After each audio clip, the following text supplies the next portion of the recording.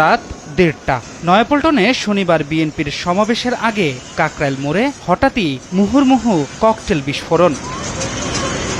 খবর পেয়ে উপস্থিত হয় পুলিশ। পাশের বিএনপি নেতা মোবাশ্বের আলম ভূঁইয়ার নির্মাণাধীন ভবনের ভেতর থেকে বের করে আনা হয় দলটির প্রায় 200 নেতাকর্মীকে। তোলা হয় প্রিজন ভ্যানে।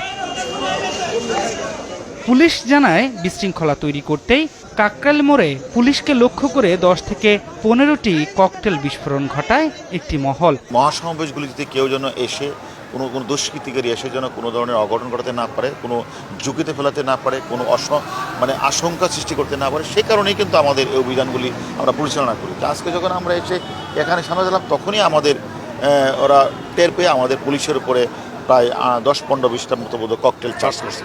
চার্জ করার পরে আমাদের থানা পুলিশ, ডিবি পুলিশ সবাই আসছে। এসে যখন এটা চার্জ করলেন, দেখেন এখানে এটার ভিতরে প্রায় অসংখ্য মানুষ, এরা প্রথম আমরা বুঝতে পারি না এরা কারা। তারপর জানা গেল যে তারা বিভিন্ন অঞ্চল থেকে এখানে এসেছে। পুলিশ আরও বলছে, ভবনটির ভেতর থেকে উদ্ধার করা হয়েছে বিপুল পরিমাণ রড, লাঠিসোঁটা ও খাদ্যদ্রব্য। পরিকল্পনা থাকতে পারে নাশকতারও। আমরা ভিতরে গিয়ে যখন দেখলাম, সেখানে অসংখ্য লাঠিসোঁটা রড, এবং শুধু লাঠিসোঁটা রড না, সেখানে তারা যে পাক করে খাচ্ছে, সেখানে ডাল, চাল, তারপরে খাবার রান্না করা, তারপর ককটেল, সেগুলো আমরা পেয়েছিলাম। এদিকে ডিএমপির অনুমতি না থাকলেও রাতভর নয়াপল্টনে কার্যালয়ের সামনে অবস্থান নেন বিএনপি নেতাকর্মীরা।